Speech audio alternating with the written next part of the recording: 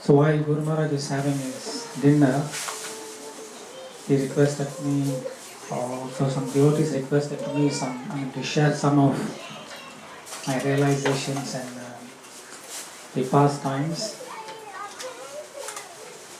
So I thought of the best thing to describe is the hospital pastimes, which because since since October 2014 till now, Guru Maharaj has been kind of in and out of hospital due to his recent health setback.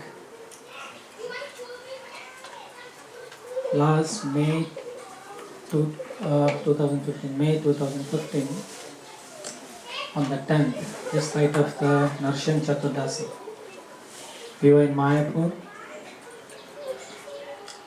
and actually few days before, right after Narshan Chaturdasi, few days before, we were supposed to go to Delhi. We were supposed to take him to Delhi for his health checkup, because from October 2014 till March 2015, he was staying in Delhi taking treatments at the Institute of Liver and Biliary Science in Delhi.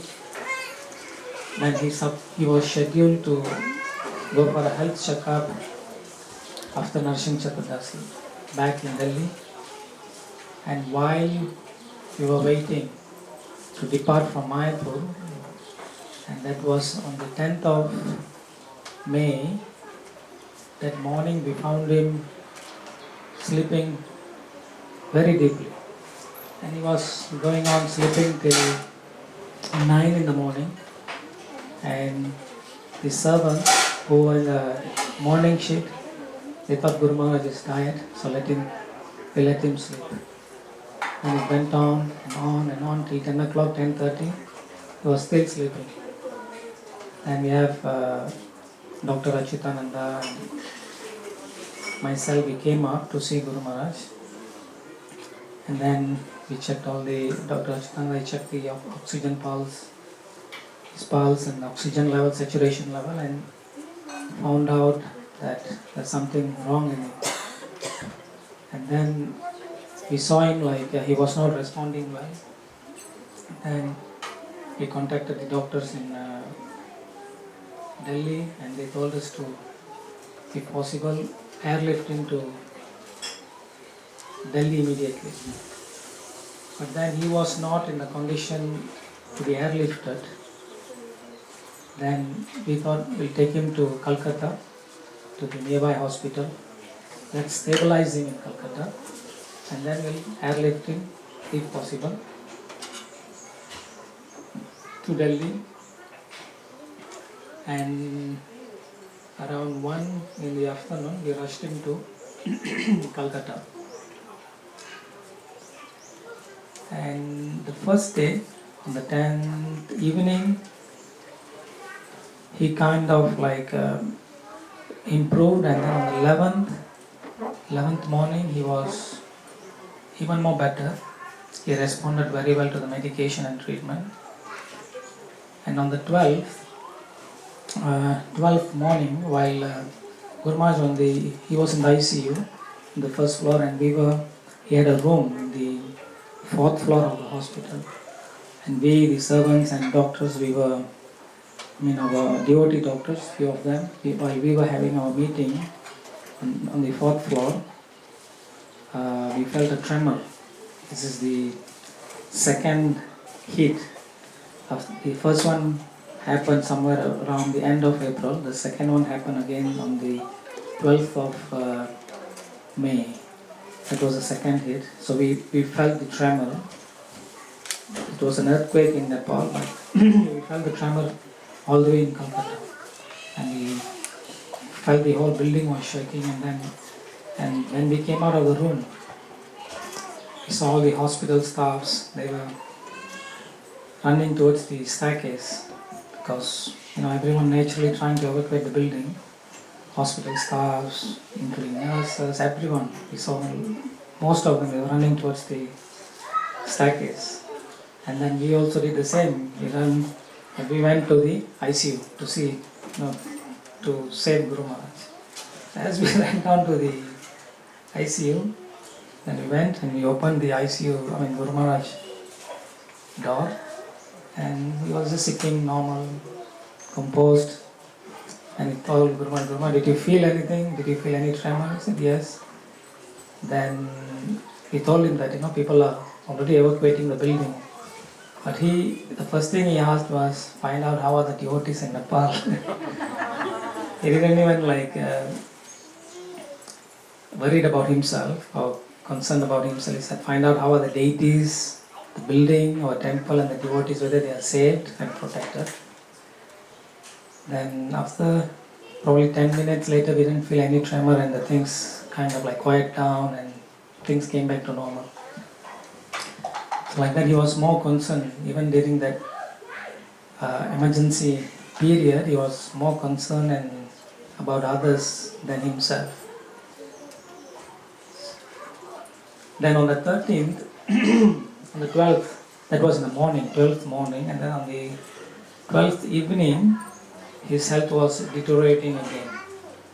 He was deteriorating again, and on the 13th morning, in fact on the whole 12th midnight, yes, I'm just trying to recall the whole incident. On the 12th midnight, the whole night, we had a meeting with our in-house doctors, devotee doctors, Hare, Priti, and Achitananda Prabhu, and there were a few other doctors with us, along with the hospital doctors. We had a meeting to see how to improve Guru Maharaj, because on the 12th midnight we had a meeting with the hospital doctor, and they said his condition is deteriorating and he may not walk out of this hospital. So that kind of alarmed us, because we were depending on the hospital doctors, and when they said that he may not walk out of the hospital, that really triggered us. And we called for a meeting. We had devotees like Adi Prabhu and Priti. They were participating from Australia, some doctors from Malaysia, from US. We had all Achitananda Prabhu were there on the ground. So we had a meeting there. And that was right after when the hospital doctors, they said he may not walk out of the hospital. Then in the meeting we decided that we'll intubate him. Intubation means, I don't know how many of you are working you know the medical term. Intubation means you are sedating the person and you run through a big tube through your trachea, that to make you to breathe from the external support. Adi Prabhu was here. He can explain much better than me if you want to know anything about intubation.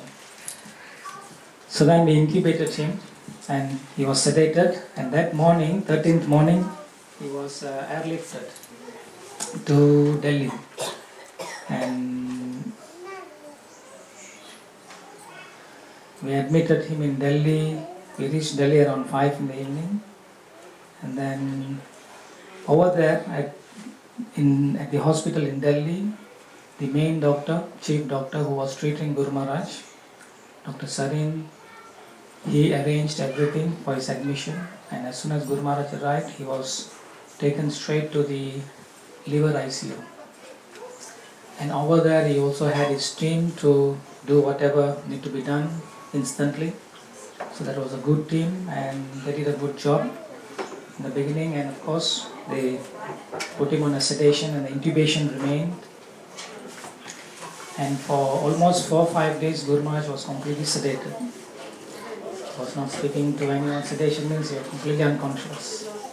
And because of the tube, because it's not all good to have the tube running down through your mouth and the throat. It's something like seeing a hell in front of you. Horrible, really horrible. And when we were there, we visited the ICU every day. And we saw about 30 to 40 patients in the ICU, and almost all of them were in the same condition. Everyone having tube in the mouth. And most of them were sedated. And some of them while the sedation is weaning off, you can see them becoming very uncomfortable. Some are trying to pull out the tube, so therefore they tie their hands on the bed, and you see people are feeling very uncomfortable, tossing around. Some are swearing at the nurses, and some are even crying. But almost like 99% of the patients, they're in a similar condition. Some are completely unconscious, some are fighting for their life. But this is the comment the nurses and the doctors made, that they said, of all these patients, they said Guru Maharaj was very well composed, and he was the best patient that they have ever seen in the hospital. Because unlike the other patient, they were completely depressed. Because, as I said, it's not all good being in ICU, the whole environment, the whole vibration of being in ICU, it's very depressing, very, very depressing. You see people are crying, feeling uncomfortable, and some are fighting for their life, and you're like sitting there and you're watching everything happening right in front of your eyes, all this. So naturally people will go into depression, and every day we used to see the relatives of the patients who have been admitted. They come and scream at the doctors, because almost at least we'll have like one case every day, people leaving their body, So relatives come and scream. So that creates even more, what we call, negative energy around the ICU or just outside the ICU. So it's a very intense and very depressing situation being in an ICU. But then Guru Maharaj was very composed, looking very divine, spiritual. Some of the nurses will say, he's looking so bright. He's looking so bright even being in this condition. They used to come and tell us, Swamiji looking so bright, very composed. This is some of the comments they used to tell us. And he was cooperating with them very well. After his sedation weaned off, he was still having the tube, and he was feeling as if like nothing happened to him, was cooperating well. And even with the tube, he was still trying to communicate, and he had a special way of communicating with the nurses and the devotees. He was very active, super active, never showed any sign of depression, never showed any sign of discomfort. He had this alphabetical chart, A, B, C, D, and with that he was pointing each and every letter and then compose a word, another word. With that he was communicating with the nurses and the devotees. It's not easy, you need to be like determined enough, because sometimes it takes like 5 minutes to 10 minutes to even compose 2-3 words. So he has to be determined enough to keep on going on, because he wants to tell something, he wants to communicate something, but he's unable because of the intubation. But then he was very active, and not only being in the ICU, seeing that depressing situation, but he was still taking this opportunity to even preach to devotees. I remember when this was probably around the 21st May, 20th or 21st May, after the first round of intubation. After the first round of intubation, because he was recovering very well, so they thought that we should extubate him, means pulling out the tube. Let's take the tube out. So they extubated him. That was the day, in the morning they extubated him, and that noon, the same day in the afternoon, post-extubation generally you'll have your voice very fragile because of having the tube running in your throat for almost a week. You'll have inflammation and you won't be able to speak properly immediately. So post-extubation, he was with a big mask. That was the mask to support him for breathing. So while he was having that, so I was going in towards his bed, and he saw me, and as I approached him, and I was standing just next to him, and then I told him, Guru Maharaj, that devotees around the world are praying for you, so nothing to worry. I was just encouraging him, and I also said there are a lot of your senior disciples, they are there outside praying for you, chanting. Devotees around the world are praying, and these senior devotees, they've come from different part of the world, and we are there 24 hours just waiting outside the ICU ward, so there's nothing to worry. Then with his fragile voice, he was trying his best to tell me that please, he was telling that please make sure that this devotees gets prasad and room. Please take care of the prasadam and room of guests so that they have a good stay. And for almost 10 days, not even a single of water or prasad he consumed, because having this tube, you can't feed the person anything, no water, no prasad. So here is someone who is fasting for 10 days, almost 10 days, and he is telling to take care of others' prasadam and accommodation. If we are put into starvation for 10 days, the first thing when we open our mouth, the first thing we will ask is to give prasadam or at least water. And here, that was the day they pulled out the tube. And when I went there, he said, when I told him that senior devotees are here, he said, disciples are here, he said, please make sure they get good prasad and place to stay. So, more than concerning about himself, he was always caring and others, thinking about others, even being in the ICU on bed fighting for his life. He was always thinking about others more than himself. And and after the first round of intubation,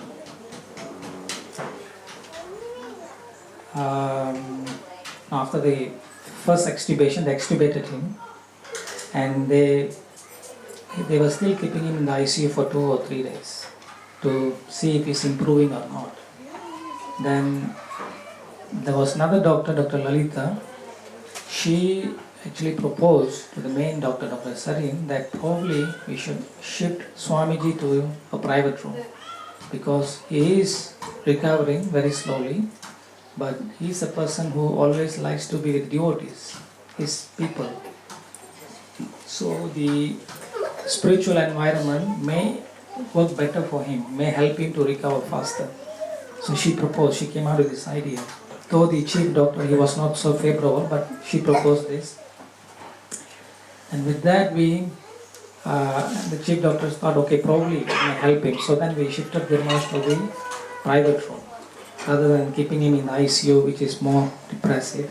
Though he wasn't looking depressive, but still it was a good idea, so that she felt that his servants will take good care of him. So we shifted Guru Maharaj, and the same night we shifted him around 4 in the afternoon, and on the same night he started deteriorating again. And the whole night he had a very rough sleep, and the next day morning he was unable to respond. He was almost became like unconscious. He didn't respond to our calls unless when the doctors came. They came and until and unless they really push him hard physically, and he opened his eyes and said, then he went back to his how he was. So he was hardly responding. We were seeing like as if like he was leaving us. That was the condition actually, because we thought after the first round of intubation and extubation, we thought he's recovering. But then when that was, when he was going back to the same thing, it was like a cycle. He went back to where he was before. Even after the extubation, he went back to where he was before. When that happened, that panicked all the doctors, devotees, and that's when we started sending emails. We sent the emails to the GBCs to have massive prayers, because we saw how he was like literally like right in front of our eyes, like as if like leaving the planet, because he was hardly responding to anything. So then the doctors, immediately Dr. Salim said, let's shift him back to ICU. So then we shift him back to the ICU. Then they intubated him again, another round of intubation. And of course this time they were even more cautious. They restricted all our visits. And for another 4 or 5 days, he was completely sedated. Completely sedated. And after 4 or 5 days of sedation, and the sedation was slowly weaning off, then he started becoming active, started preaching. And then I remember somewhere, I think it was on the 26th or 27th of May, we were in the cafeteria. We had a small discussion with the doctors, our in-house doctors and the servants. And Achitananda Prabhu and probably another servant, they were with Guru Maharaj in the ICU. And then we received a call from Achitananda Prabhu, and he said, Guru Maharaj is asking one of you to come right now, bring a Bhagavad Gita with you immediately, because there is a patient next to him is about to leave his body. So please bring the Bhagavad Gita right now. So then we immediately rushed to the ward, ICU ward, and we had a devotee, and he went and he was reading the Bhagavad Gita for the other patient who was next to him.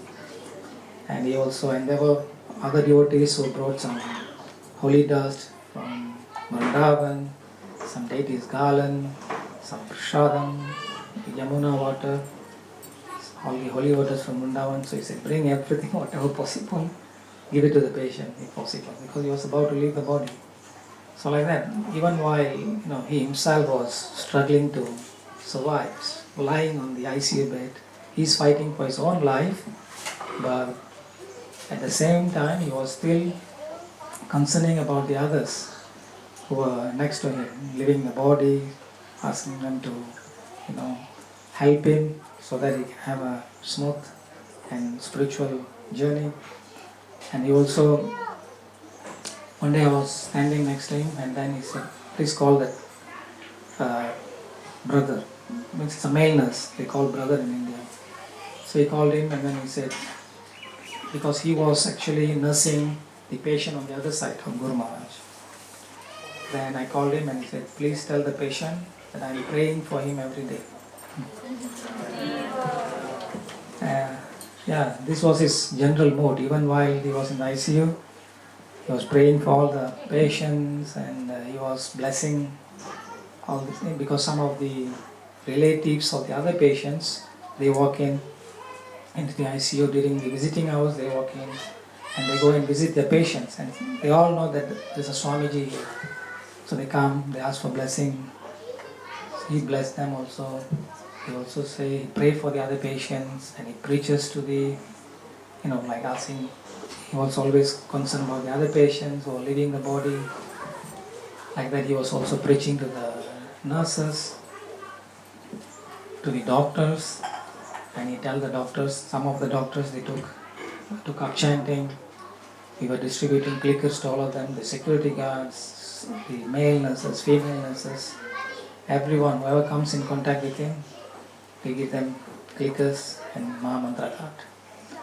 So like that, pretty much almost everyone in the ward, they were taking up chanting in the ICU ward at that time. But also in the other, whenever he was in the other room, the nurses and doctors in the other, whoever visited him in the other ward, they were even taking up chanting. So like that, this was going on. He was, even though he was in the ICU bed, even though he was fighting for his own life, he was always in the mood of preaching, caring for others. This he maintained because that's his natural tendency, that is his nature. That is an inborn nature in him, that to care for others, to give Krishna to others, to preach, that was his inborn nature. Without even thinking or concerning about his own physical condition. And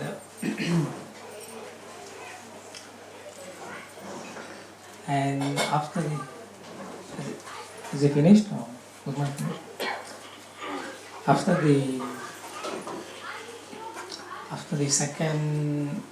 having the second intubation, after we shifted into the private ward, and we saw him deteriorating, and then he became almost unconscious. Then they took him back to ICU and they intubated him, and he was in intubation for almost 10 days, if I'm not mistaken. Almost probably a week or 10 days. And this was somewhere around the first week of June. Dr. Sarin and his team of ICU doctors, they were having Dr. Raki, Lalita, they were having, along with our doctors, Dr. Priti, Vivek and Achutananda Pro, along with our team of doctors, they were having an active discussion whether to put a tracheostomy for Guru Maharaj, because you can't have this tube running down your mouth and throat for too long, because that also can cause infection and inflammation. That it has its own side effects.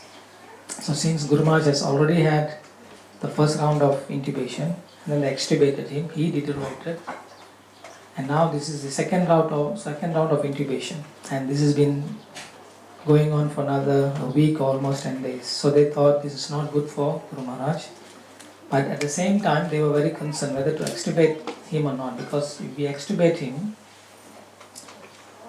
and if we fail to breathe properly, then again we have to end up intubating. So they were very cautious, and they had a very active, detailed discussions whether to extubate him and when to extubate him, and whether to, if we extubate him, whether we should put a tracheostomy. Tracheostomy is like, they will make a small surgery here and they'll put a device and they'll connect that to the ventilator so that he can breathe whenever he feels like he needs to get a support to breathe. So then Guru Maharaj, previously he had 2 tracheostomy surgery.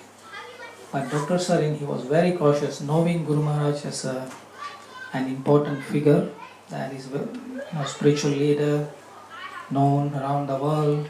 So, and also because Guru Maharaj preaching is mostly depending on giving speech, depending on the speaking. Speaking is his, one of the main activities which he does. So Dr. Sarin was very, very cautious about this. He was like calculating every single thing, whether we should go for it or not. So he had his own team discussing this in detail, actively. And finally he took a decision, okay, let's go for it. Though knowing that it may, because he was actually very concerned about Guru Maharaj's voice, but still, there's no other choice. They can't leave this intubation for too long. So he decided, let's go for it. Then he even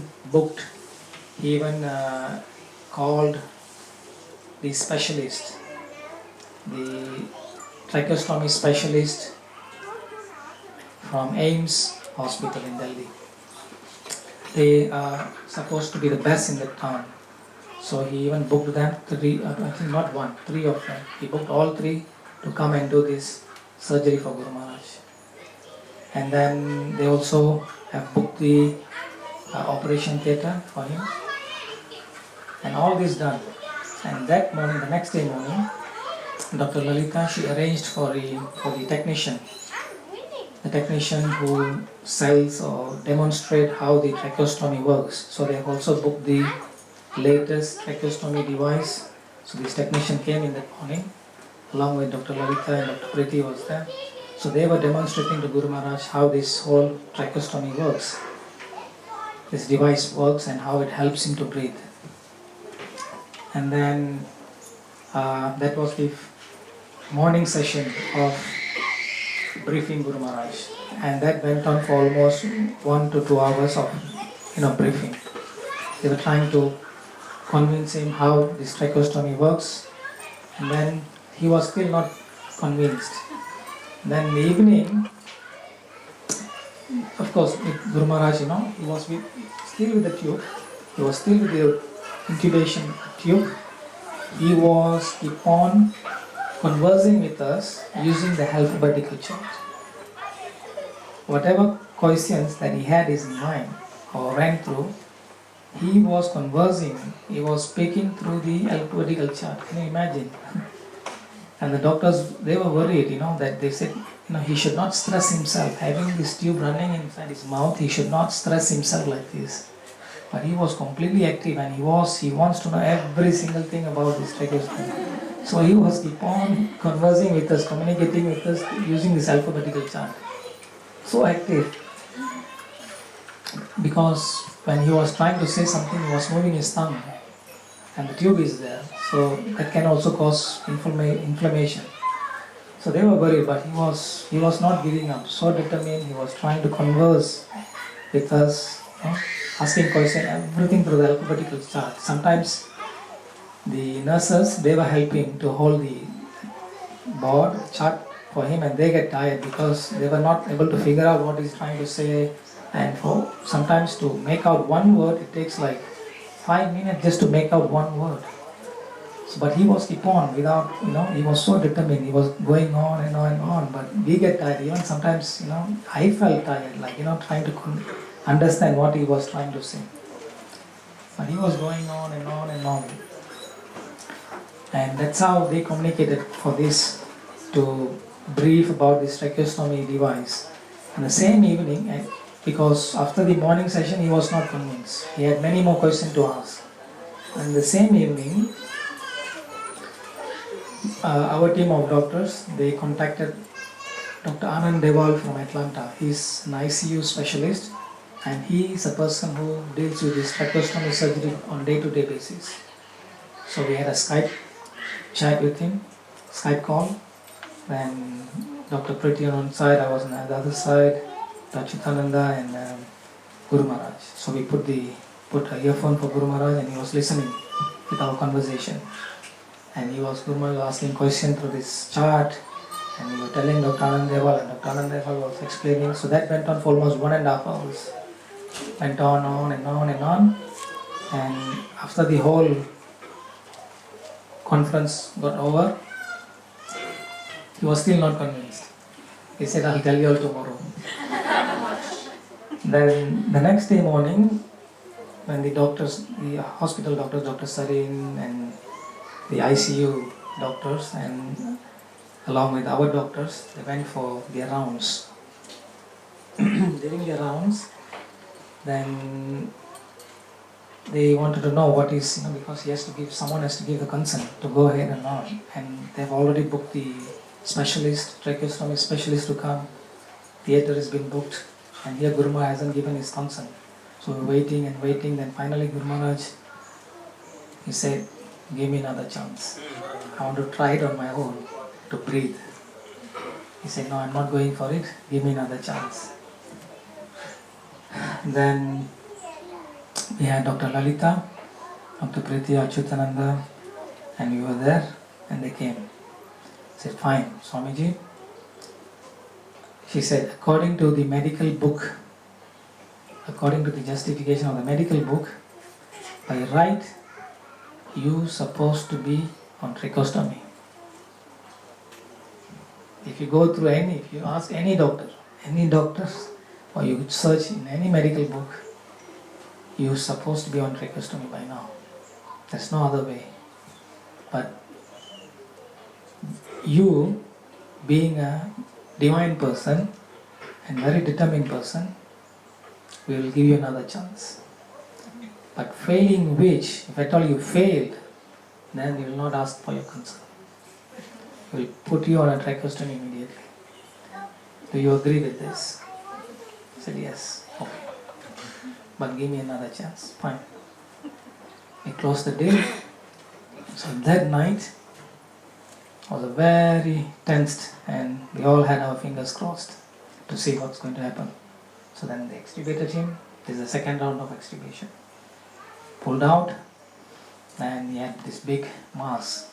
It's called CPAP mask. I don't know how many of you know. Adi Purush can explain. It's such for Guru Maharaj it was horrible. It was, he had a big bruise here, having that. And he was not at all comfortable with the mask. So that night, many of us stayed in the hospital to see if something, if at all he deteriorates again, then we have to take another step.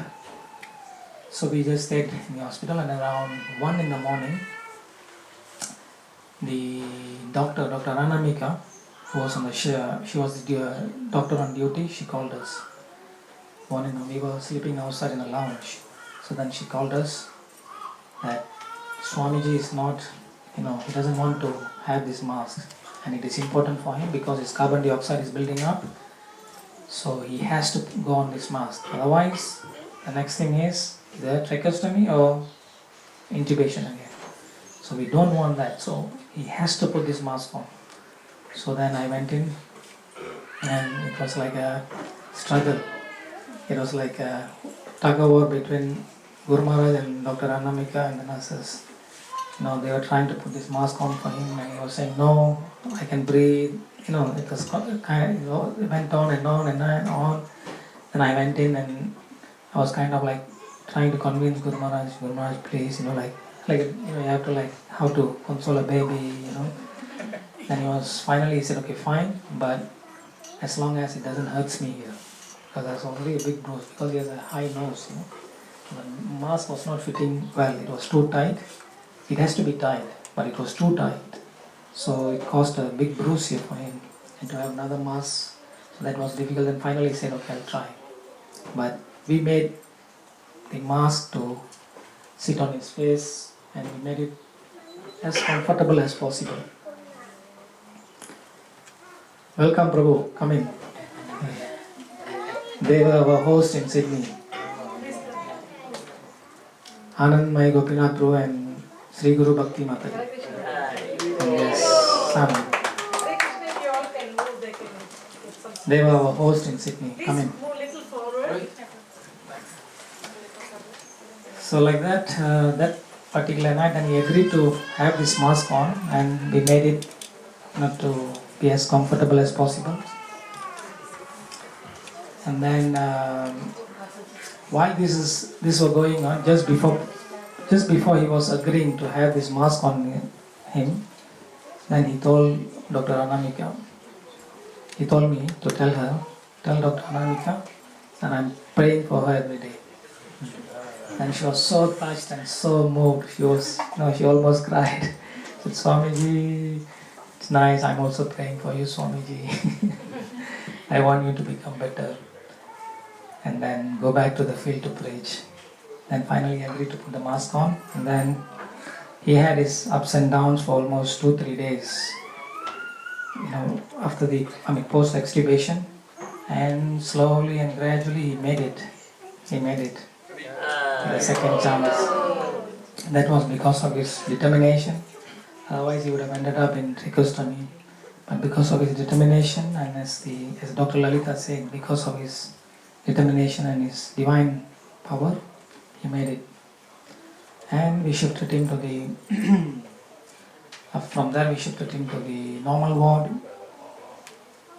and he was there for another week, and then he was discharged.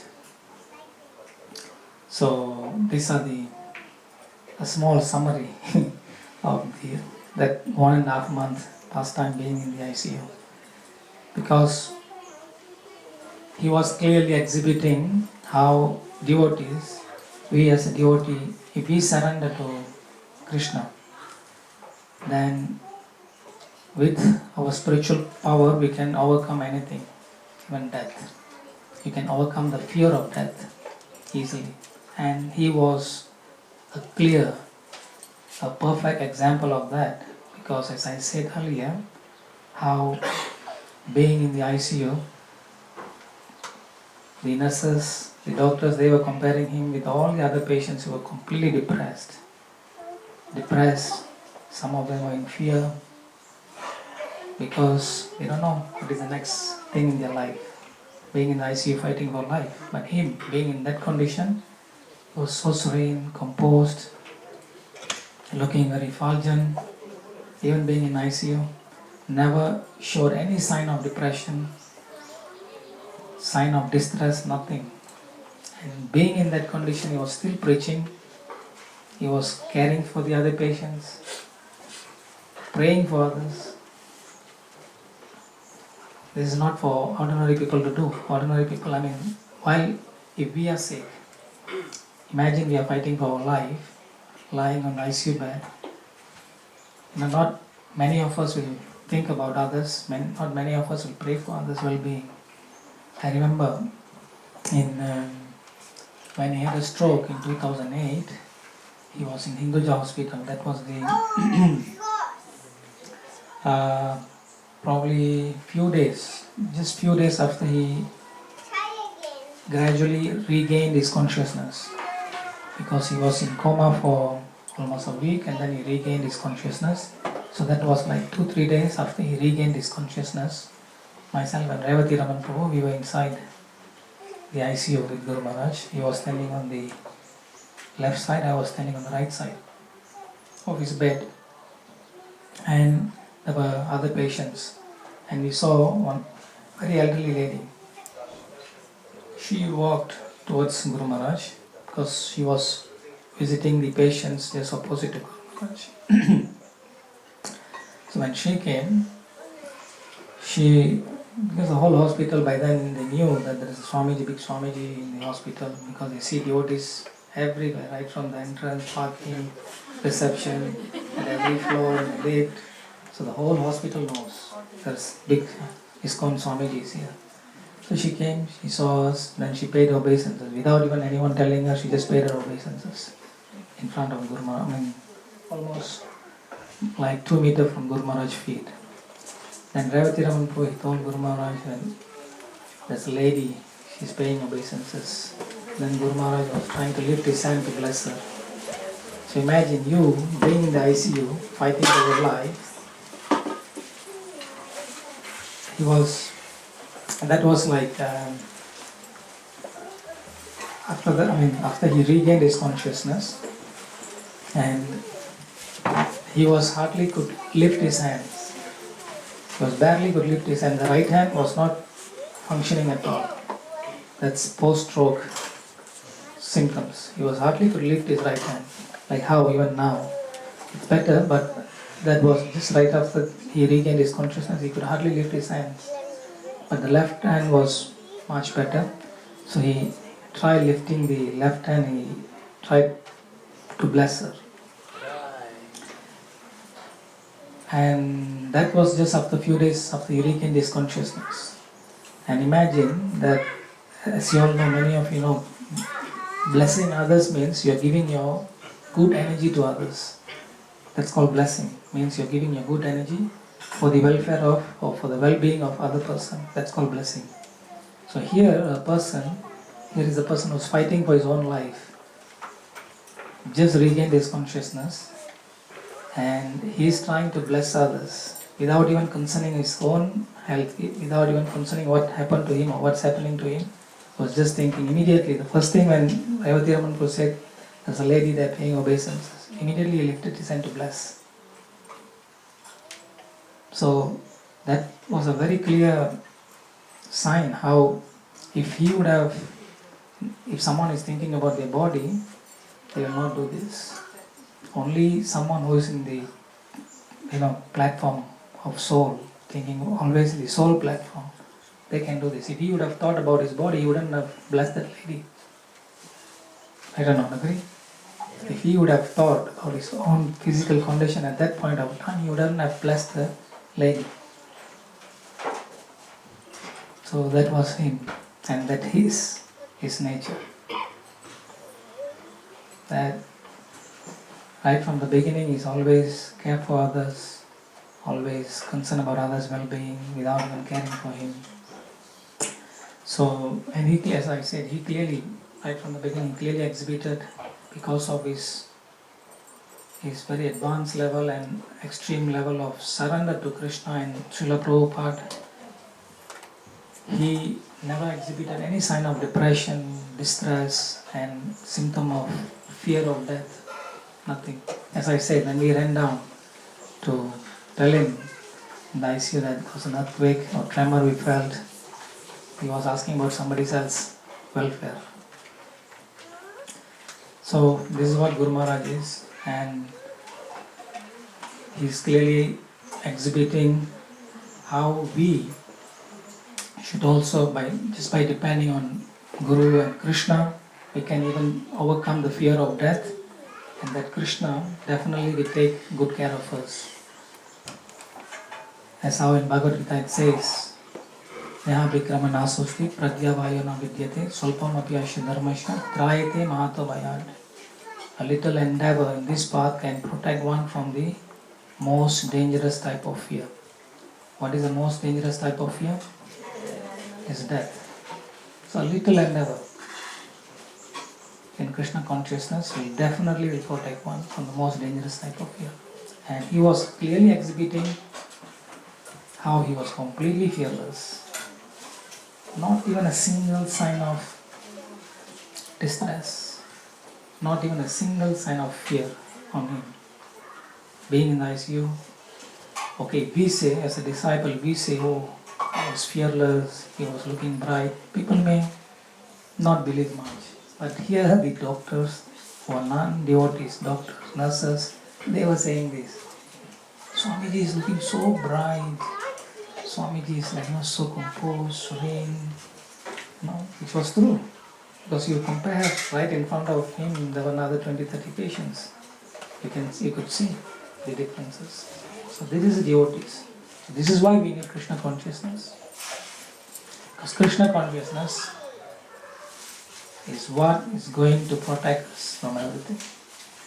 So the pure devotees, they demonstrate this. We have read this in Mahabharata, about how Bhishmadev, he was preaching, even while he was lying on the bed of arrows. So this is another, that happened long before, 5,000 years ago. And here you see another good example. You don't want him to lie on the bed of arrows, but this is another good example of how pure devotees, they can preach, they can be always remain Krishna consciousness no matter in whatever condition you are put into, no matter where you are put into. You can always remain Krishna consciousness.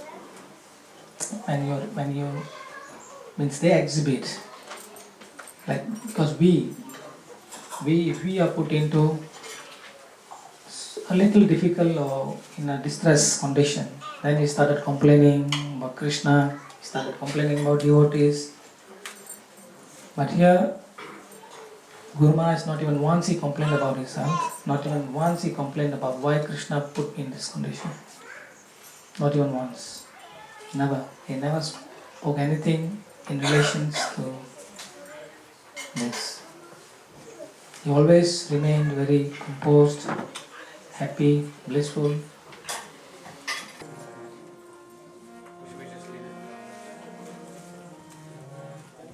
Jaya Guru Deva, Jaya Guru Deva, Jaya Guru Deva, Jaya Guru Deva, Jaya Guru Deva, Jaya Guru Deva, Jaya Guru Deva, Jaya Guru Deva, Jaya Guru Deva, Jaya Guru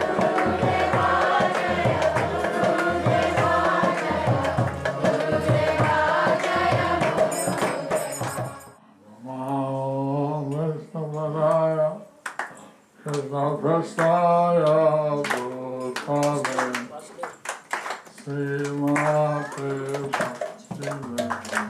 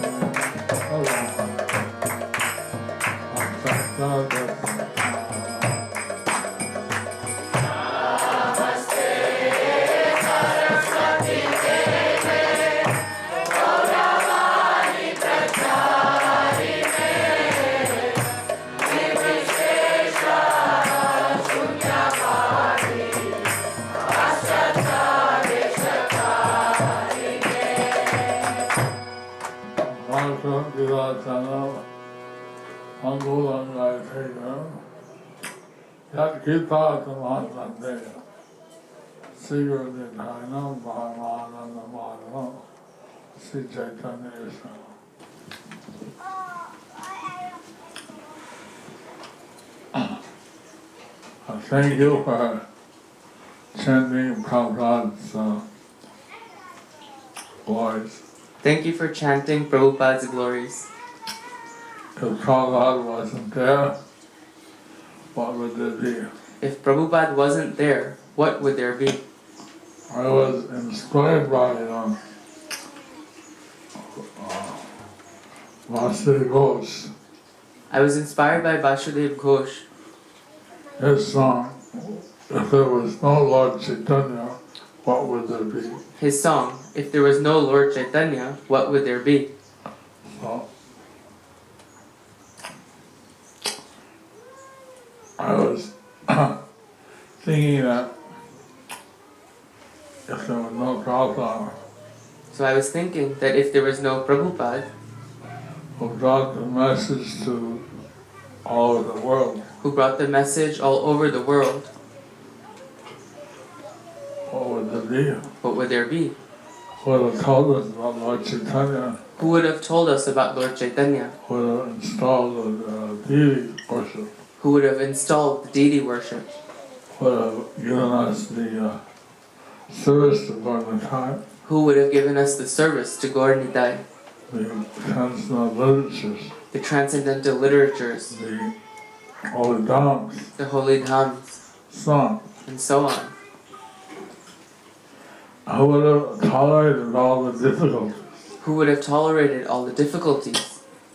You see,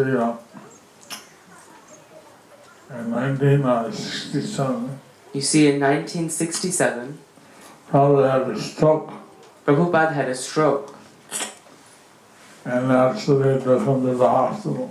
and naturally they took him to the hospital. As soon as he became conscious, But as soon as he became conscious, he said, I want to leave this place. he said, I want to leave this place. He told Brahmananda, take me out.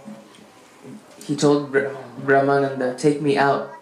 No discharge, no nothing. No discharge, no nothing. Out. Out.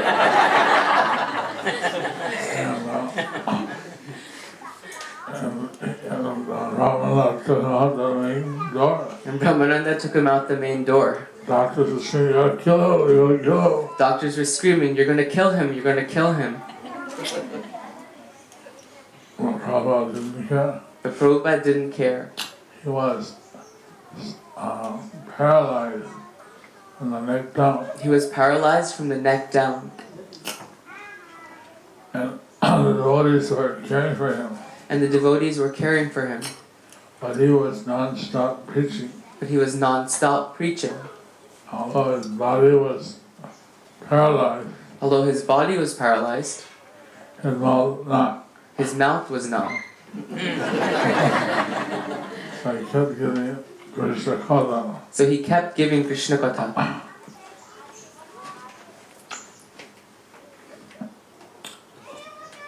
So thinking of these things, So thinking of these things, we realize how much we are indebted to Srila Prabhupada. how much we're indebted to Srila Prabhupada.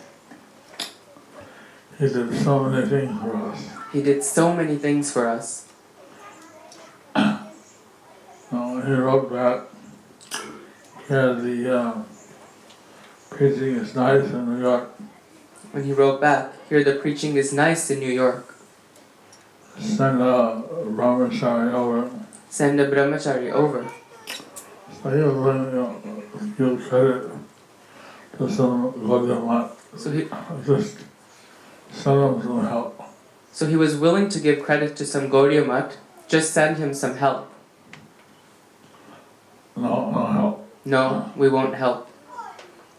And he said, well, send me a Mridanga drum. Then he said, well, send me a Mridanga drum. Did he get one? Did he get one? No. No. Finally he said, send me a pair of cartons. Finally he said, send me a pair of kartals. Did he get? Did he get? No. No.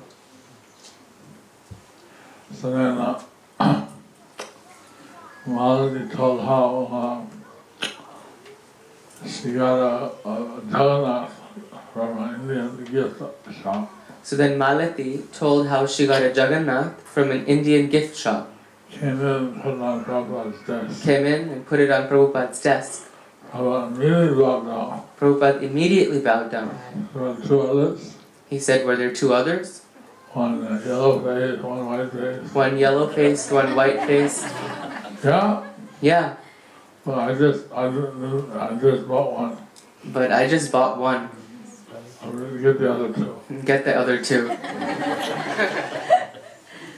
So, Jagannath Baldev Subhadra, they came walking to the door. So Jagannath, Baldev, Subhadra, they came walking in the door. Then, all kinds of pastimes. And all kinds of pastimes. One big muscle builder. One big muscle builder. He came in the temple with his boots on. He came in the temple with his boots on. A box. And the box. I was, what's this? So Oh, everyone yeah, was, come with boots. what's this? You're walking in the temple with I boots. think like that. They were thinking like that. The Prabhupada said, no, what's in the box? Prabhupada said, no, what's in the box? He said, hygienic paper. He said, hygienic paper. I put that in that. To put it by the bathroom. Oh, no. And walked out. Oh, it's a nice service attitude. Prabhupada said, nice service attitude. Rather than see all the faults, he saw one thing, a nice service attitude. Rather than see all the faults, he saw one thing, the nice service attitude.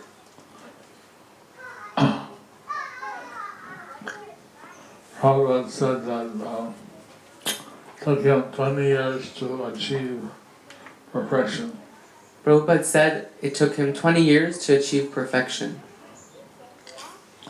If it took him 20 years, If it took him 20 years, how long will it take us? how long will it take us? So,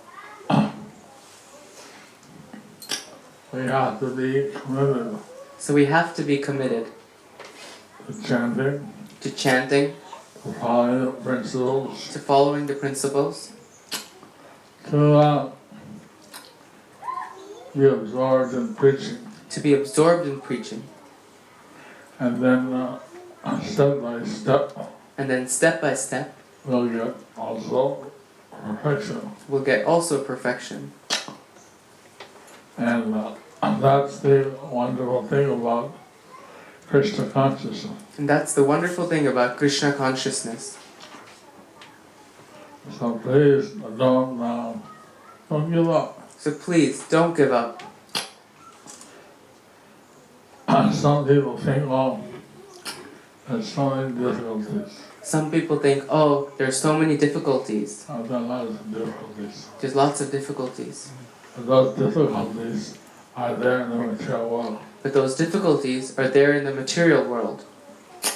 And if we engage in Krishna service, And if we engage in Krishna's service, if we engage in the servant of the service of the das and das and das, and if we engage as a servant of the servant, das anudas anudas, then we can get a taste then we can get a taste of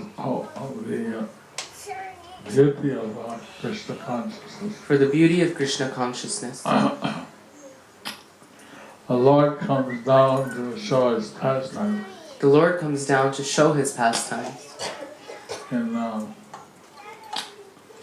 Chaitanya, a book I'm writing, In the Chaitanya book I'm writing, I'm really compiling all the existing books. I'm compiling all the existing books. Like the pastime of Jagannath Mishra leaving the world. There's a pastime of Jagannath Mishra leaving the world. That's not particularly spoken about in Chaitanya Charitamrita. That's not particularly spoken about in Chaitanya Charitamrita. It is just a mention, It's just a mention, if anything. So Jagannath Mishra was studying at his guru's ashram. So Jagannath Mishra was studying at his guru's ashram. And he came home, Then he came home, but he had a high fever, but he had a high fever, and he lay down. and he laid down. And the wife, Sachi, seeing he had a high fever, And his wife Shachi, seeing he had a high fever, she started crying. she started to cry. And Lord Chaitanya said, "Why are you crying?" And Lord Chaitanya said, "Why are you crying?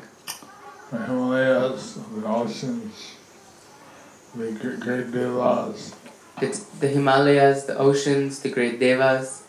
everybody has to die. Everybody has to die. So there's no reason to cry." So there's no reason to cry. And then get his friends and relatives. At this time, they should be around him, chanting the holy name. His friends and relatives, at this time, they should be around him, chanting. What else are friends for? What else are friends for? Probably in Australia, they don't think about mates having that use. Probably in Australia, they don't think about mates having use, Helping you get that to God. helping you get back to Godhead.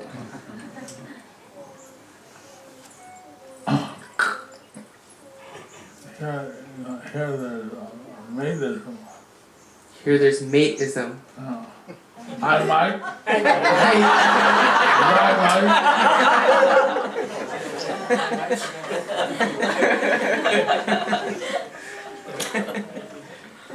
So all the friends, all the mates, all the friends of Mishra, So all the friends, all the mates of Jagannath Mishra, they came around they came around and they began chanting. and they began chanting. And a couple stood at the doorway. But a couple stood by the doorway. They said, "This is very serious." They said, "This is very serious." So they made a plan. So they made a plan. I'll carry down Mishra to the Ganges. That will carry Jagannath Mishra to the Ganges. And will submerge him up to the neck in the Ganges water. And will submerge him up to the neck in the Ganges water.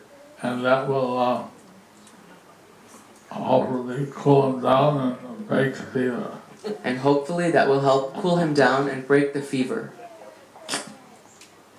But if not, then what more auspicious place to leave? But if not, what more of an auspicious place to leave? So they are carrying Jagannath Mishra to the Ganges. So they were carrying Jagannath Mishra to the Ganges. And Mother Sachi was crying, And Mother Shachi was crying. "Prabhu, Prabhu, I've been your constant companion. I've been your constant companion. I've been cooking for you, I've been cooking for you, resting with you, resting with you, bringing up your children, bringing up your children, doing all the things. doing all the things. And so please, if you leave, So please, if you leave, take me with you." take me with you." But he didn't comment. But he didn't comment. And when they got to the Ganges side, Then when he got to the Ganges side, he told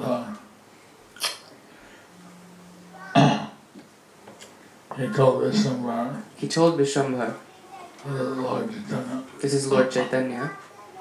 he's 8 years old. He's about 8 years old maybe.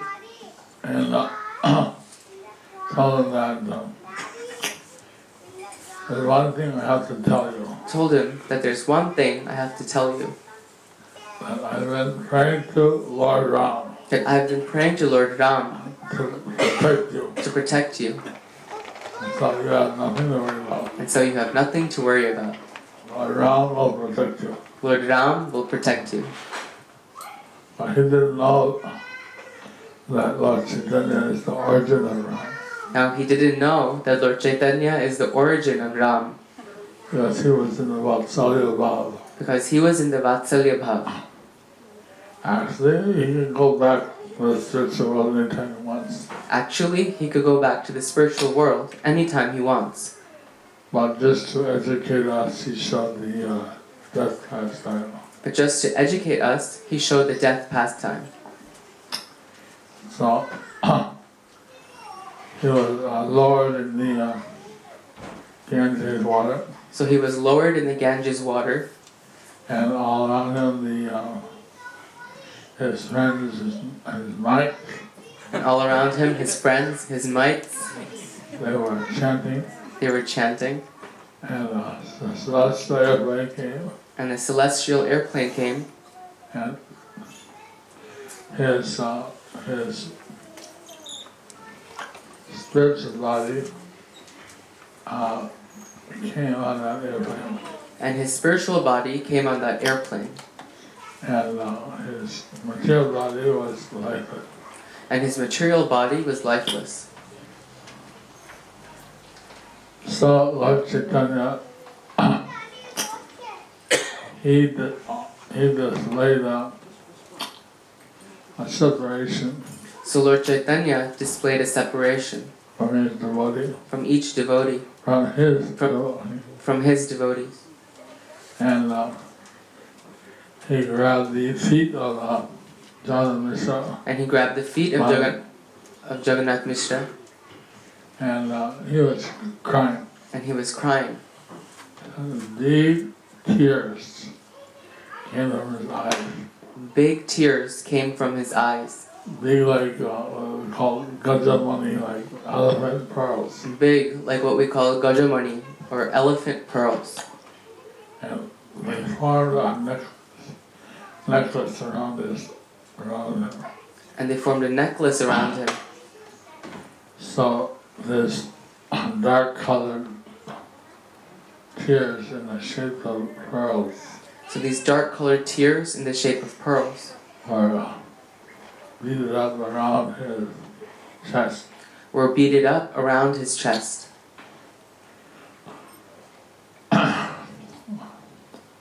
So he performed all the rituals for his father. So he performed all the rituals for his father. The fire sacrifice, the The fire sacrifice, everything. everything. It says one who listens to this pastime It said, one who listens to this pastime, when they leave, they'll remember the Ganges and they'll go back to Godhead. when they leave, they'll remember the Ganges and go back to Godhead. So, living or dying, we have to be ready to help people. So living or dying, we have to be ready to help people. We know that the Atma is eternal We know that the Atma is eternal and that the body is temporary. and that the body is temporary. So while we are living in the body, So while we're living in the body, sometimes we're happy, sometimes we're sad, sometimes we're happy and sometimes we're sad. and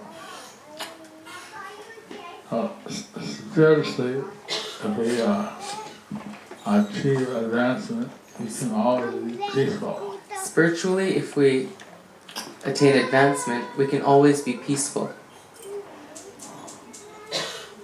So we want that our grihastha couples are peaceful and happy, So we want that our grihastha couples are peaceful and happy, that they fulfill all their material duties and their spiritual duties, that they fulfill all their material duties and their spiritual duties, and that they can get back to Krishna in this lifetime. and that they can get back to Krishna in this lifetime. And of course that's our wish for the brahmacharis. And of course, that's our wish for the brahmacharis. So we should be very careful to try.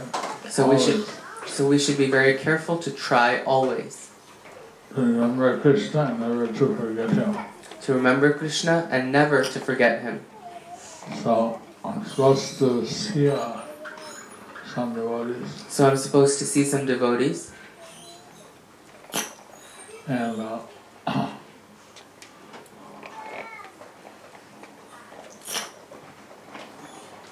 are there any questions? Are there any questions?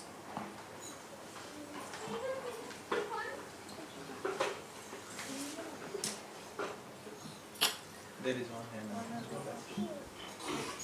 Just Your reception on the temple, everything was very, very impressive, very beautiful. The reception at the temple, everything was very, very beautiful.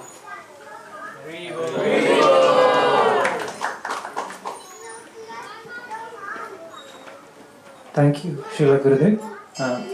My humble inquiry was how we can develop the determination in towards spiritual progress. Thank you.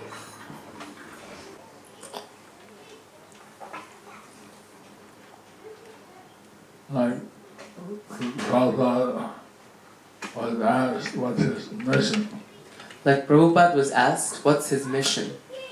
and he said that his purpose was to change the way that people thought. And he said that his purpose was to change the way people thought. If we're always thinking about Krishna, So if we're always thinking about Krishna, this question is not an issue. this question is not an issue. If we regularly hear lectures, if we, now they have an app, they started just in the New Year, So if we regularly hear lectures, now they have an app. They recently started it in the new year, which 24/7, 24/7, 365. 365. Tune in radio. Huh? Tune in. My classes. My classes. So you can always get my classes anytime. So you can always get my classes anytime. Where? Tune in radio, Jayapataka Swami channel.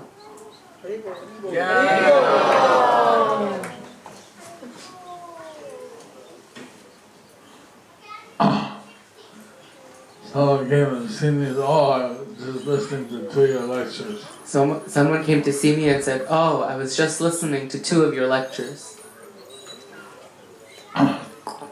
So,